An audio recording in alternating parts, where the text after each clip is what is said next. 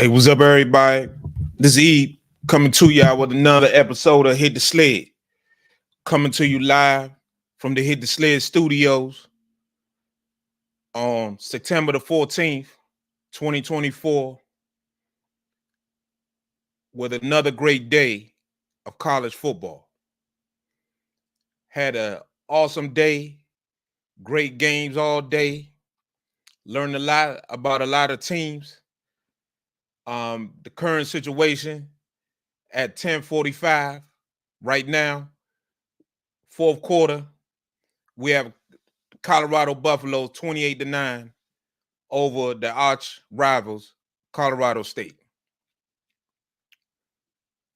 This has been one of the best games Colorado has played all season. Colorado has done a tremendous job today. This is one of the first days I can actually say they look like a real Division I football team. They ran the ball today. Shador wasn't running for his life today. They played under control. They didn't have a lot of penalties. They looked like a team that was really focused on making amends for how they played last week. Shador today looked under control. The offensive line played really well. They actually, for the first time all season, they were running the ball. As of fourth quarter, we have about 5 minutes left, 5:51 left in the fourth quarter. The Colorado Buffaloes are almost at 100 yards rushing. Let's be honest. For them, that's really good. For them, that is really good. Shador is currently 34 for 44, 301 yards, 4 touchdowns. Freshman running back, Micah Welch. He's had a tremendous day. He has 9 carries for 65 yards, a long of 25 yards, and he's actually been a bright spot for the Colorado Buffaloes. He's running the ball downhill. He's being physical at the line of attack. He's actually doing what you expect a running back to do, which is he's not trying to hit home runs. He's getting yards. He's going downhill. And to be honest with you, I'm happy to see it. The offensive line has had their best day all season. They've had a couple penalties here and there. They've had some holding penalties, but by far, pass protection has been good. Run blocking has been really good as well. Defensively, Colorado up front, they've done a really good job compared to how it was last week. They still gave up 133 yards. And Colorado State, to be quite honest with you, I believe they had the right game plan. They wanted to run the ball. They wanted to run the ball, come downhill, be physical up front. But the problem is they've turned the ball over twice. The quarterback has thrown two costly interceptions. And Colorado has taken advantage of both turnovers. They've done a good job. To this point, Colorado State has 27 carries for 133 yards, which is a lot. It's almost 5 yards a carry. For Colorado to win more games, they're going to have to play better. They're going to have to do better in their run defense. But compared to last week against Nebraska, this is a marked improvement. Colorado State is not a good football team. This is a team Texas beat, I believe, 59-0 or 53-0 or something to that. It was in the 50s. And Colorado 28-9. Let's be honest, Colorado is not on Texas level. Colorado is nowhere near Texas level. And we're gonna get to Texas later. And this is something that, as time goes on, hopefully they can build upon this. Now, week 1, Colorado beat a 1AA team in South Dakota State or North Dakota State. They beat them, and they got, let's be honest, they really got full of themselves. They thought they had made it. They go to Nebraska, they get their butts handed to them. This week, they come, they look like they was focused, not a lot of social media posts.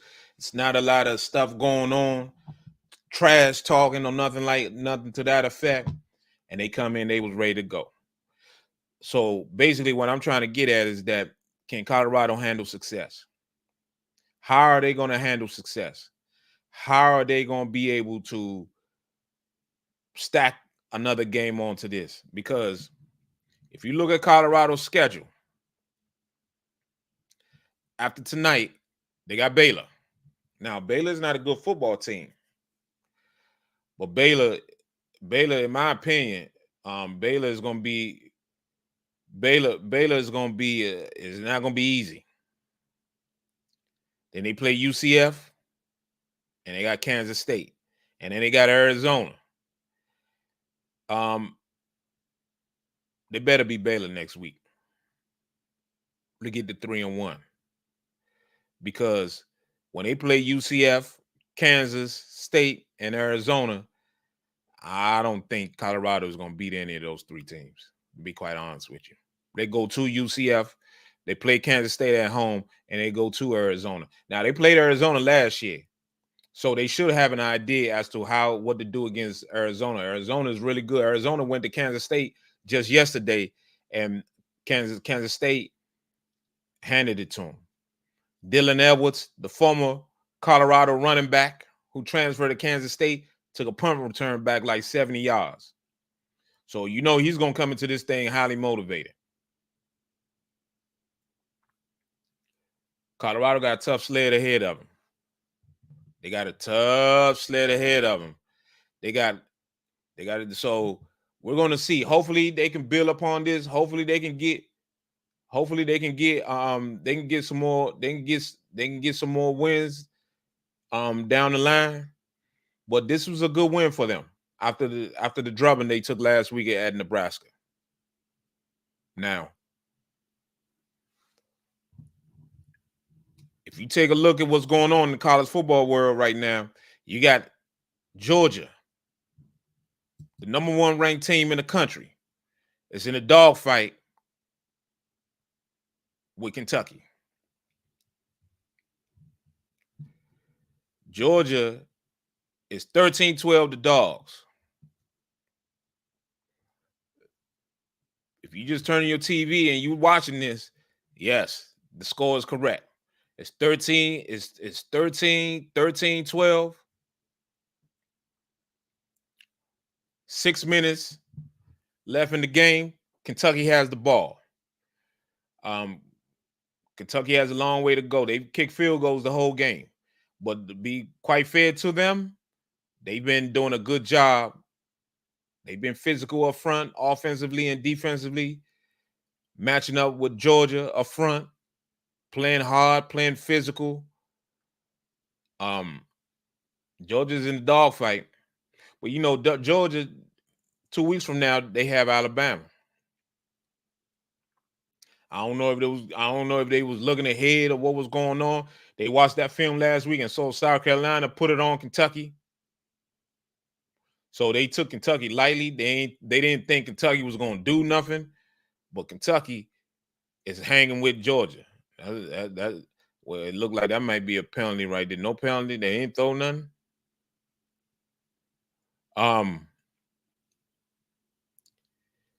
This season is going to be one of the most interesting seasons in college football. College football, 12-team playoff. This thing is wide open. Wide open. Wide open. Anybody can win this thing. It's going to be a free for all. There are going to be a lot of teams that's going to be able to that feel like they can compete for a national championship, and Georgia's one of them. And they got a hell of a game ahead of them. They got it. Hey man, it's a dogfight, and a penalty looks like a penalty was just thrown, which looked like either it's holding or personal foul, and it looked like it's holding on Georgia.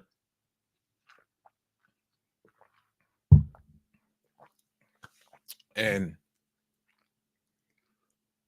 yeah, holding against Georgia, 10 yards, automatic first down for Kentucky. Now, I'm telling you this now. If Georgia keeps playing like this, they're gonna have some blemishes going into the playoffs. They had another guy, another deep, somebody else on the team was arrested. Georgia done had about 30, about at least in the last couple of years, about 30 people locked up, arrested. Another traffic offense. Somebody didn't do what they were supposed to do. Got caught for speed, reckless driving, or whatever it is. Got locked up again.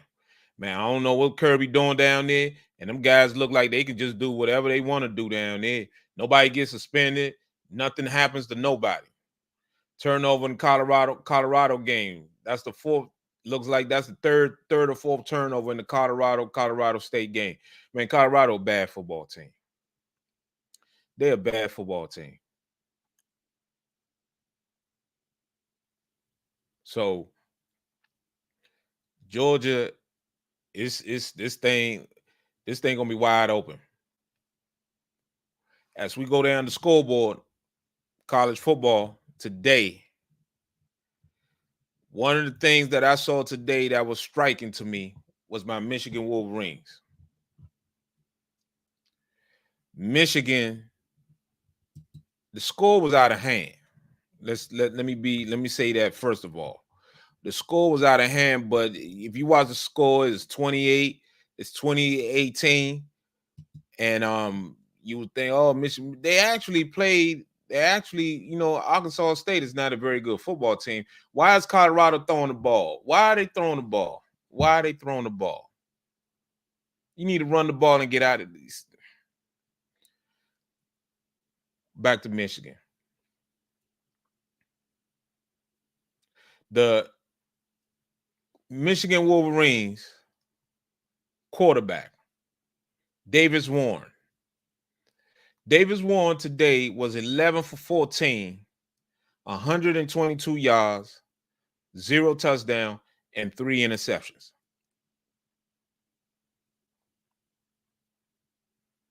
Folks, J.J. McCarthy went through the whole season last year, maybe had 4 interceptions the whole season. They went 15-0. Davis Warren has 4 interceptions in 3 games. I'm going to be honest with you. Michigan has no quarterback.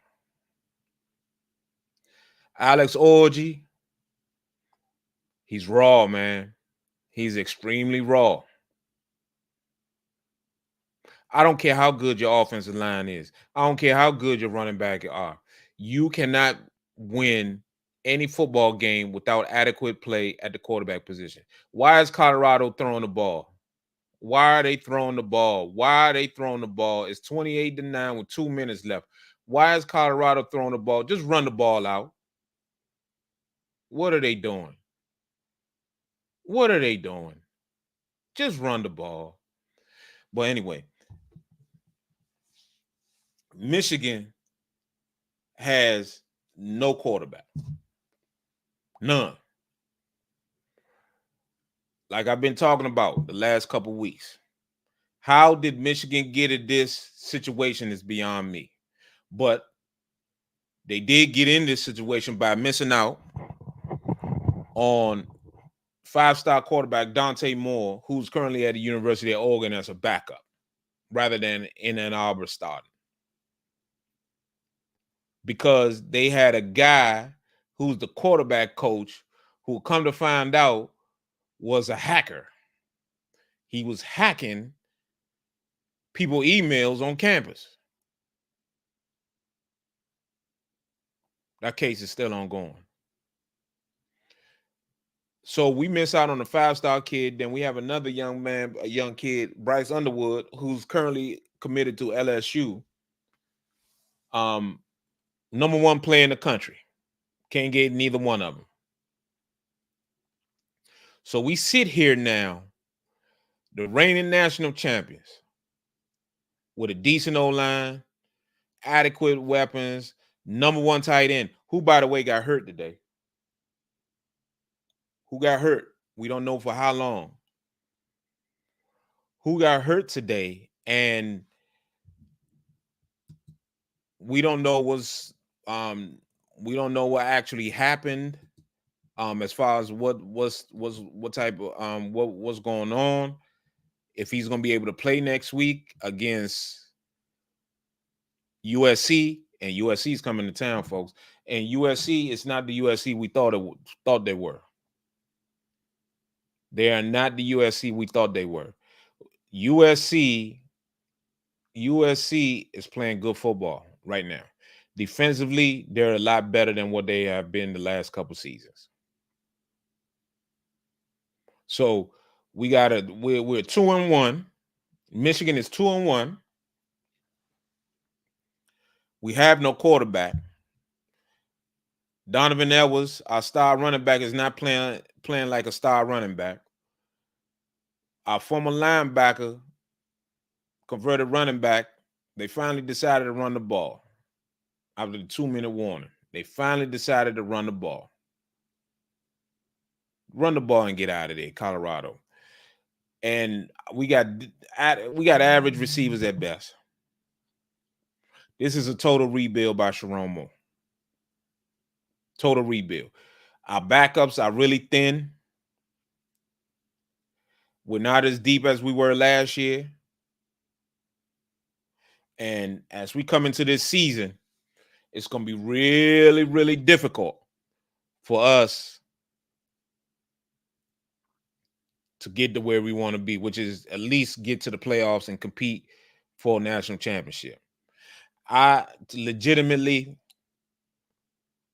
see Michigan at an 8-4, 7-5 team this year, with a major rebuild going on for next season. Because why are they throwing the ball? Why are they throwing the ball? Why are they throwing the ball? Why are Colorado throwing the ball, man? Why are they throwing the ball? So Michigan plays USC next week. Unless Alex Orji transforms himself to one of the best players in college football next week, that's going to be a difficult game for us to pull out. But we'll get to that later on in the week. We'll get to that. Another major story in college football is Quinn Ewers got hurt for Texas. Quinn Ewers got hurt for Texas today. And Coach Sarkisian stated that it looks like it's an oblique injury. Luckily for Texas, they were playing UTSA, and they beat them. They beat UTSA 56-7. Why is Colorado throwing the ball on 4th and 6? Why?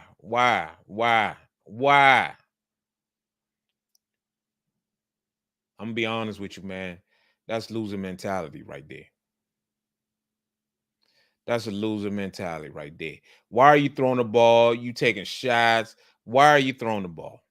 That's a loser's mentality right there. That's not a winning mentality. That's a winning mentality. Why are they throwing the ball? Why? Just run the ball and get out of there. Why is Coach Prime allowing that? Why is Coach Prime allowing his players, his quarterback, to throw the ball? The game is over. Run the ball and be over and get out of here. Get out of there. Why are you throwing the ball? Why? Anyway, Quinn Ewers got hurt, and the story of the day was Arch Manning came in the game. Arch Manning came in the game and went 9 for 12 for 223 yards and 4 touchdowns. And Arch Manning had a run of the day. And I'm getting ready to show it to you, folks. Arch Manning had a run of the day where I didn't know Arch Manning could run like this. Arch Manning, you know what? I'ma just actually just show it to you. Give me 1 second. I'm gonna actually just show it to you. Arch Manning was out there juking people. He was out there making people miss, juking people, doing that. Man, take a look at this. Take a look at this. They hadn't done much on the ground in this game. Oh, look at Arch Manning. Oh, hit him with the two-step. Arch Manning, touchdown. But they hadn't done much. Arch Manning took off and was out there running. I know his uncles were looking like, man, ain't none of us can run that fast. Where did that speed come from? Arch Manning did it. He did it yesterday. Arch Manning was really, really good. But let's calm it down though. He was playing University of Texas, UTSA, San Antonio, University of Texas, San Antonio. But he looked good. So you got to ask yourself this question: how long is Quinn Ewers going to be gone for? This is a big injury. Quinn Ewers was actually pretty good himself. Quinn Ewers was 14 for 16, 185 yards and 2 touchdowns. He did have a turnover. He did throw an interception, but he was really good himself. So when you look at this,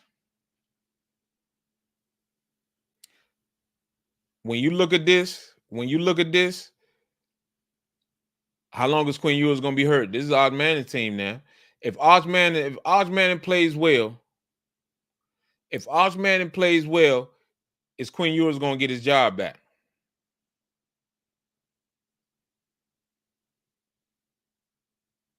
If Arch Manning loses, if Quinn Ewers comes back from his injury,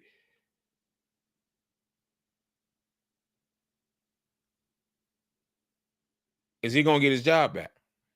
Because I'm going to tell you like this. If you look at Texas's schedule, they got UL Monroe. Then they get next week. And then after that, they get in their SEC schedule. They play Mississippi State. And then they got a Red River Shootout with Oklahoma. Then they play Georgia. Then they play Vanderbilt. They play Florida, Arkansas, Kentucky, and A&M. So they got, I believe, Texas has a 2-game season. Oklahoma and Georgia. They should be able to get them. Now, like I said, the question you have to ask yourself, will Quinn Ewers get his job back when he gets back from injury? Is he going to get his job back? That's a big question.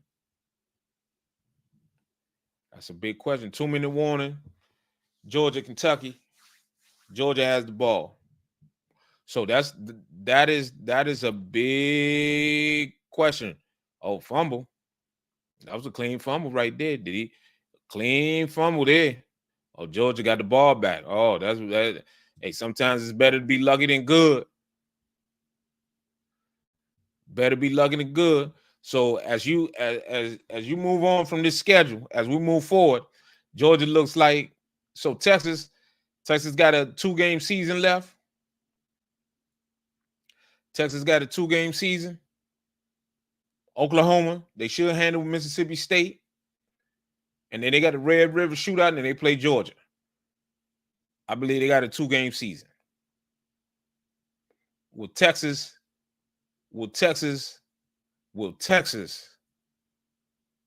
be able to stay afloat while Quinn Ewers is hurt? And the second question is, if Arch Manning is playing well, will Quinn Ewers get his job back? The crowd, everybody was going crazy when Arch Manning came on the field, got on the field. Everybody hollering, screaming, yelling. We got a Manning out there. So the question you got to ask yourself, again, is Texas going to stay afloat while Quinn Ewers is hurt? How long is he going to be out with an oblique injury?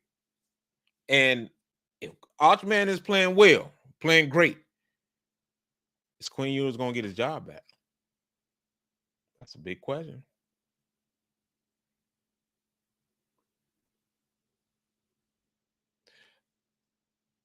As we run down the scoreboards, Tennessee put the whooping on Kent State, 71 to nothing.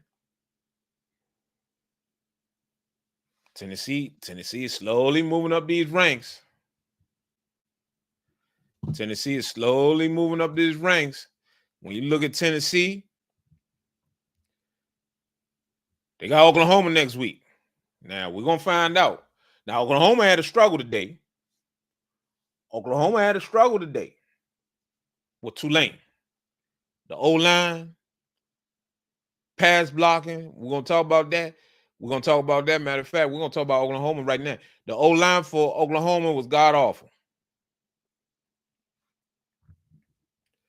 The O-line for Oklahoma today, I don't know what was going on with the scheme. Tulane, to be quite honest with you, Tulane was eating them up.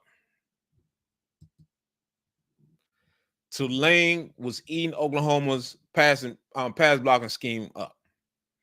Guys was running scot-free, hitting the quarterback.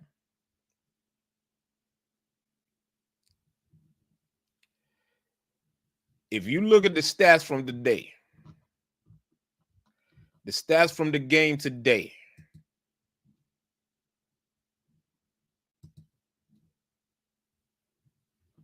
Jackson Arnold, 18 for 29, 169 yards, 1 touchdown, 1 interception.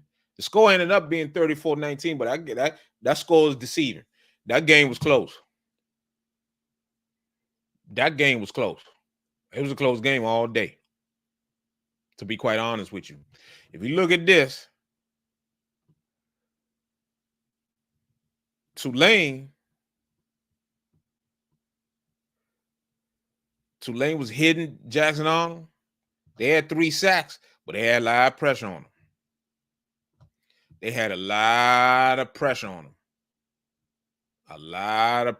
them. So Oklahoma, we'll see. Tennessee looks like they rolling, folks. They got this redshirt freshman kid. I got to learn how to pronounce this young man's name. But I'm gonna tell you something now. He's electric now. He was out there throwing dots. Today. I can't even make it up. Like I said, they beat Kansas State 70. They beat Kansas State today 71 to nothing. Nico and Kent State was overmatched. So we not, but We're gonna find out about. That's gonna be a game right there. Oklahoma, Tennessee, Oklahoma. We're gonna find out about that. Now that's gonna be a game right there. I believe game day will be at Oklahoma. That's ABC primetime. That's gonna be the ABC game of the week. The Vols at the Sooners. That's old Keith Jackson right there. If don't nobody know that. Old Keith Jackson. Whoa, Nelly. Man, I'm trying to tell you something, man. So we're gonna find out. We're gonna find out about Tennessee and Oklahoma next week. If you go through the rest of the scores, Ole Miss again beat Wake Forest 40-6. Ole Miss quietly going about their business. Alabama beat Wisconsin 42-10. Jalen Milroe, he threw a couple touchdowns. But I'm gonna tell you something, man. The Tide, man, that thing ain't looking too sharp, man. To be quite honest with you, Jalen Milroe, he's an athlete playing quarterback. Jalen Milroe would not be playing quarterback in the National Football League. He'll be playing something else. He'll be playing receiver. Jalen Milroe is not a professional quarterback. I'm just saying. He's not a professional quarterback. He's not a professional quarterback. What he is, he's a guy that's an unbelievable athlete that when he gets to the National Football League, to the NFL, he'll be playing receiver. Something to that nature. He gonna make some money, man, because he's electric with the ball in his hands, man. He can really run. He can really do his. He can really scoop. So credit to him. Credit to him for making the plays for them to beat Wisconsin. This game was practically over when Tyler Van Dyke, the Miami transfer quarterback, playing for Wisconsin, got hurt in the first quarter. When he got hurt, it was 3-0. And once he got hurt, that was game over. That was game over. And to be quite honest with you, I felt bad. I really did. I felt bad for them young people. I felt bad for those young people over at Wisconsin because they were in it. They were running the ball. They were being physical with Alabama. They were really, really, really doing what they needed to do to be successful. But for some reason, not some reason, but once Tyler Van Dyke got hurt, that was game, set, match. So the Tide, they're on the bye week next week, and you move forward, they play the Dogs. I'm sorry, I don't think Alabama's gonna beat Georgia. I know they did it last year, but it's two big things. Saban is not on that sideline. Coach Saban is not on that sideline, so I don't think they're gonna do it, to be honest with you. But we'll see. We'll talk about that in 2 weeks when that game comes up. Missouri was in a dogfight. Missouri is quietly going about their business too. Missouri is 3-0. Nobody's really talking. They had it tough. They were down for a little bit today. They were down. They were down a little bit today. You know, it wasn't cakewalk. It wasn't cakewalk. They were down. But they ended up coming back and winning that game 27-21. They got Vanderbilt next week. Then they got A&M. Then they go to UMass. We won't really find too much about them until they got Auburn. Then they got Alabama. We'll find out then when they play Bama. Then they got Oklahoma, South Carolina, Mississippi. Man, I'm gonna tell you something, man. Missouri, if they get by the Tide, because I think they can beat Oklahoma. They get by the Tide, they clear sailing to the SEC championship game. Nobody's talking about Missouri. Nobody. But Missouri is quietly going about their business. Quietly going about their business. So credit to them. So we'll be talking about Missouri soon. Then Oregon, the Ducks.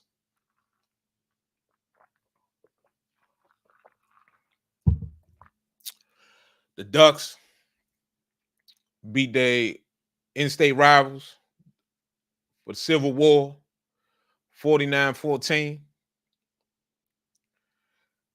This game was close in the first half, but Dylan Gabriel ended up. The Ducks ended up just pulling out. They got their offensive footing today. They got their offensive footing today. Beat Oregon State 49-14.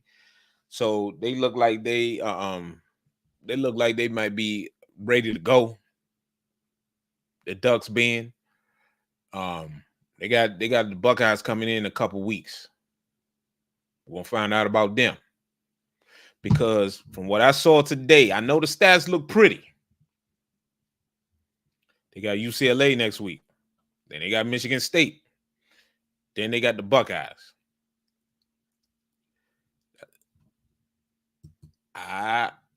If I'm a team like Ohio State, I'm not, man. I'm going down there, man. We're gonna put it on them boys up there in Oregon. I saw a lot of softness from them boys from Oregon, man. I saw, man, Oregon State was actually running that ball for 6 yards a carry. 6 yards a carry. Man, let me tell you something, man. If you that team, nobody is running the ball for 6 yards a carry on you. Nobody. Even in this day and age with college football. The way offenses, if everybody spread out, throwing the ball everywhere, read option, it's easy more than ever. People are not closed in. The formations are not tight formations. Everything is not hard-nosed 2-3 yards in a cloud of dust. Everybody throwing, everybody doing this, everybody doing that. Man, if you that team, and the reason why I know that is because I watched my team for 3 years, Michigan. We weren't giving up no 6 yards a carry against nobody. And this ain't no kind of stallion thing. This is just a matter of the fact that when you're that team and defensively you're that good, you're supposed to be that good, you're not giving up 6 yards a carry at no points in the game. By the end of the first half, Oregon State was averaging 6 yards a carry. Oregon State was in that game. But credit to the Ducks, they ended up pulling away, beat them peoples, put a good whooping on them.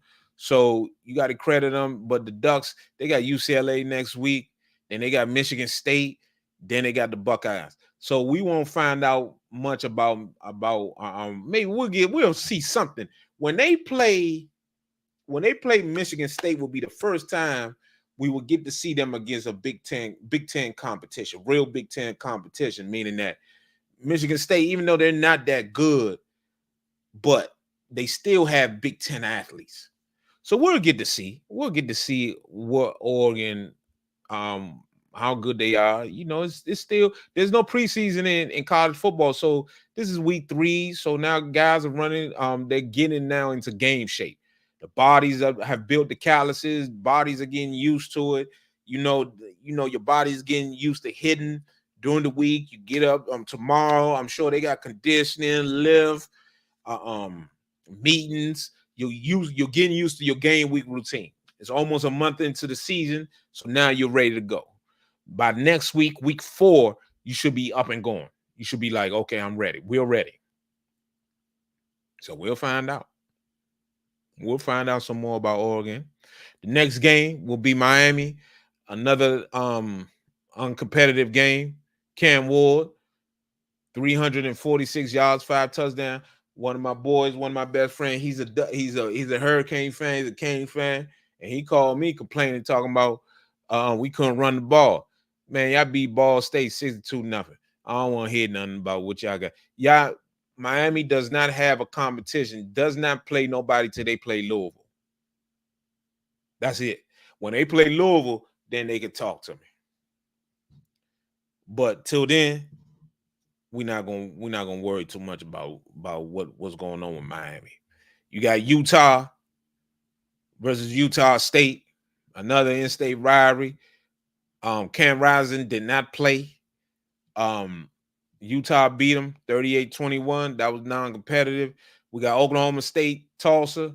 Oklahoma State beat them 45-10.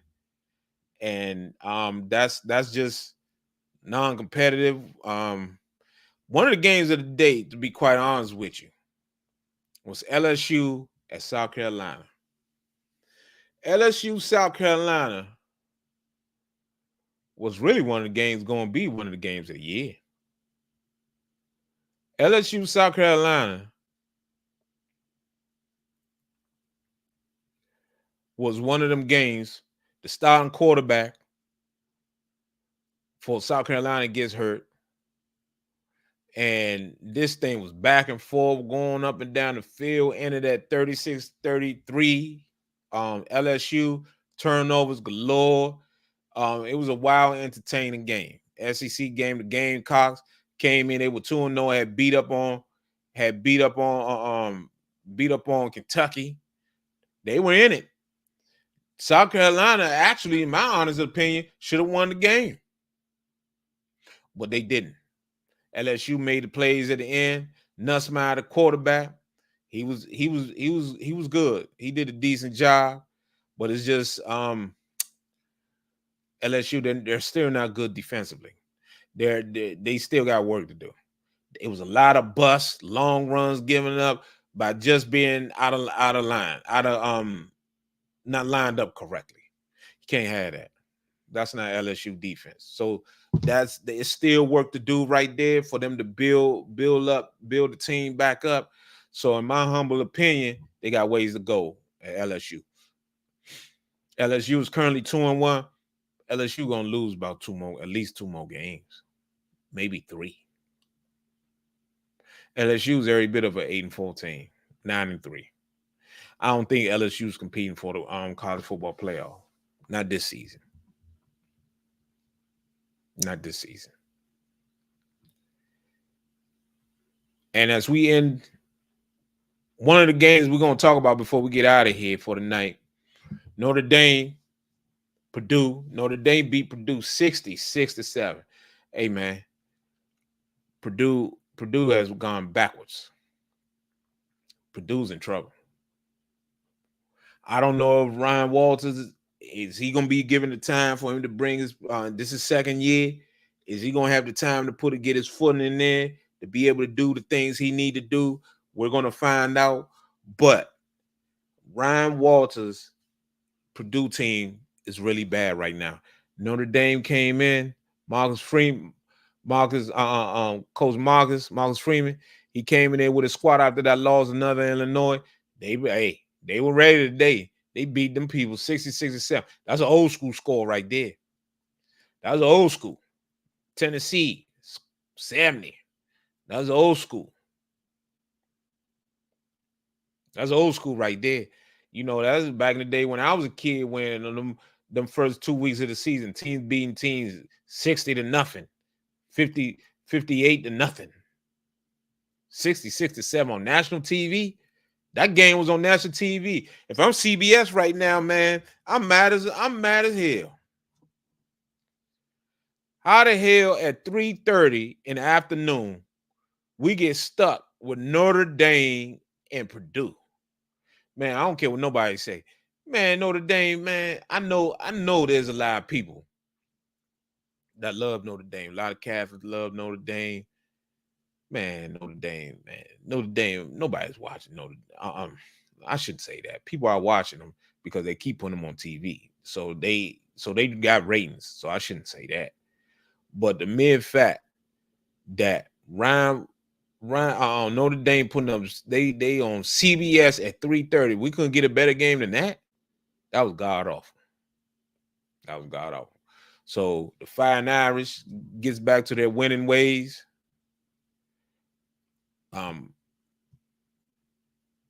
They got Miami of Ohio next. then Louisville, Stanford, Georgia Tech, Navy, Florida State. Oh, we're gonna get to Florida State. And Virginia. So I'm just telling you, Notre Dame, they took a bad loss last week, I should say, but they're gonna be Notre Dame is gonna be in the college football playoff till the end of the year when they got to play USC. Then we'll find out about them. That's Thanksgiving Day weekend. That's all the way to the end of the year. They go to USC. So we will find out about the Fine Irish then. So I might pay attention to Notre Dame when they play Louisville, unless they lose again. Nebraska beat Northern Iowa. Nebraska folks is 3-0. They got this kid, Dylan Raiola. He played well again. Nebraska stacking up wins. Good for them. Because next week they got Illinois. That's going to be a little different matter. Then they play Purdue, which won't be a matter. Rutgers, Indiana, at Ohio State, UCLA, at USC, Wisconsin, at Iowa. The way it's looking, we're going to find out more about Nebraska next week against Illinois. They play Nebraska, they play Ohio State, and they play SC. But apart from that, they ain't got nobody else. So they could easily, if they get by Illinois next week, Nebraska can get to 10 wins. Nebraska can get to 10 wins. If they get by Illinois next week, they can get to 10 wins. So good for them. Good for them. One of the games of the day before I get out of here for Hit the Sled NFL preview tomorrow. Commanders versus New York Giants was Florida State. Florida State lost today to Memphis today.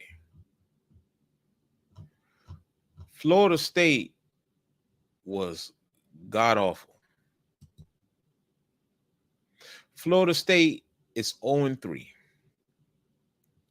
This is the second time they've been 0-3 since Mike Norvell has been the coach.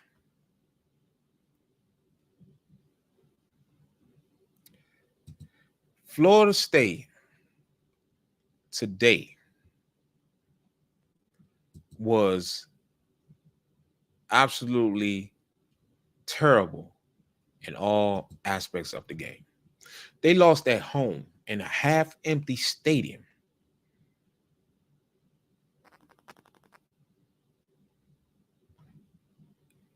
$20-12. DJ, the Clemson reject,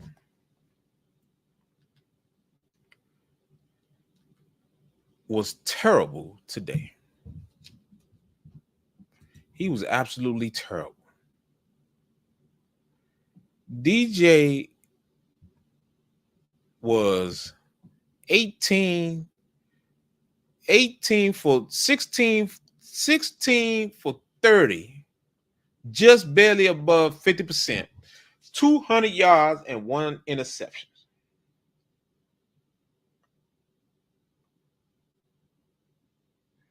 If Florida State, how in the world did Florida State get themselves into this situation is beyond me. The Noles, one of my best friends of all time, God rest his soul, Quincy Alexander, used to love Florida State. When I got to college at State, West Virginia State, Quincy used to love Florida State. His favorite player of all time was Peter Ward, other than his brother Tim. His favorite, his brother Tim played against Peter Ward, and Florida State was his favorite team. Quincy turning over in his grave right now. Florida State is bad. Florida State were giving up runs. They weren't stopping the run. They were giving up pass plays. They no pressure on the quarterback. They were terrible today. Absolutely terrible.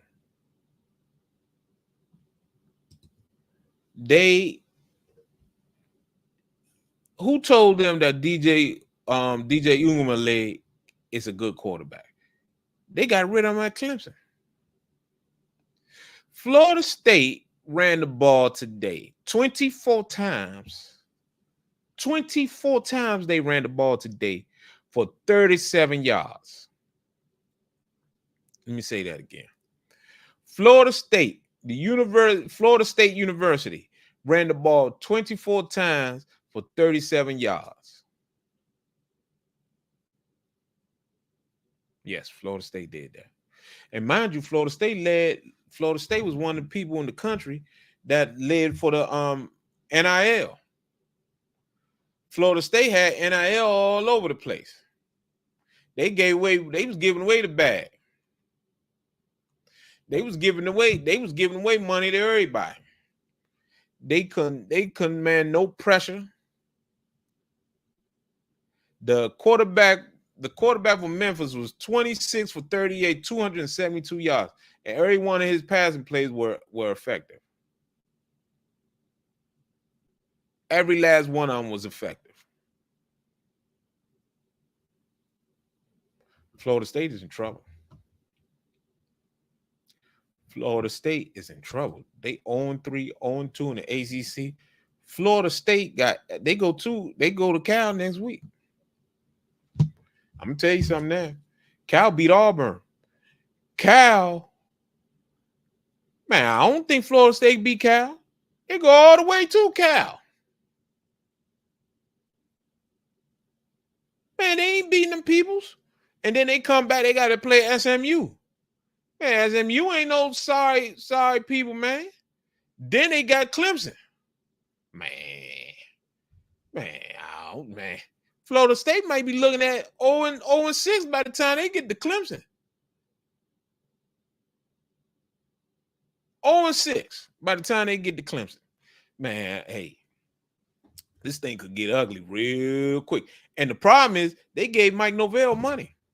Gave him new money. When Coach Saban retired, man, they gave Mike Norvell, he making like $10 million a year. They not firing him.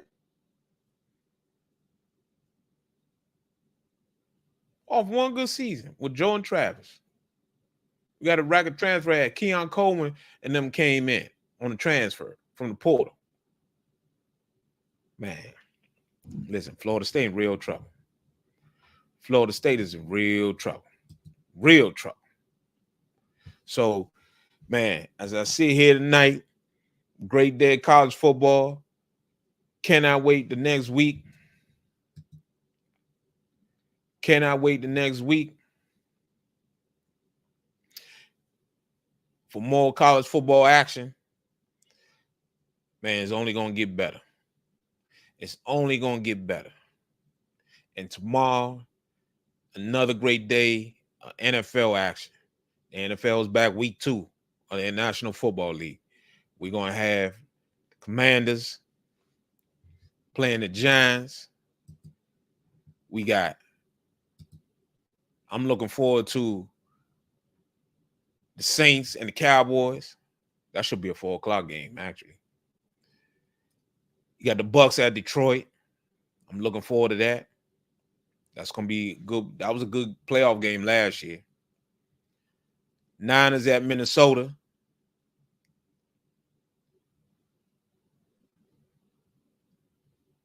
Chargers at Carolina.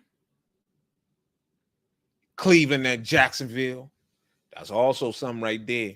On one teams. That's going to be another one. Pittsburgh at Denver, 4:00 game. Cincinnati at Kansas City. Kansas City coming off 10 days off. Sunday night, Bears at Houston. I'm telling you something. Then Monday night, we got Falcons against the Eagles. I'll tell you something now. Those are big games, all of them next week, tomorrow in the National Football League. With that being said, man, I truly appreciate everybody that's watching my videos. We only beginning. Hit the like, follow me, subscribe, hit the like button, leave a comment. And not only that, man, just keep staying with me. We're gonna keep getting better, gonna keep working, and it's only gonna get better from here. And with that being said, I truly appreciate everybody watching. Hit the Sled. We got episodes coming again this week. We're gonna be talking about the upcoming games for next week. Got more and more things as to like what we did during the end of last week. We got more and more videos I'm gonna be presenting, going over action that went on this week in the National Football League, this coming tomorrow games, and we're gonna talk about the O-line work this week too in college football. Try to go back into that, talk about more and more as the O-lines, the people, the great teams with the O-lines are really starting to put their foot forward. If you don't have a great O-line, D-line in any college, in any football game, it don't matter if it's Pee Wee League, high school, college, the NFL, you will lose. It's getting really, really interesting, y'all. Man, I truly appreciate y'all checking us out on Hit the Sled. Man, God bless. Thank you, and have a good night, everybody. Peace.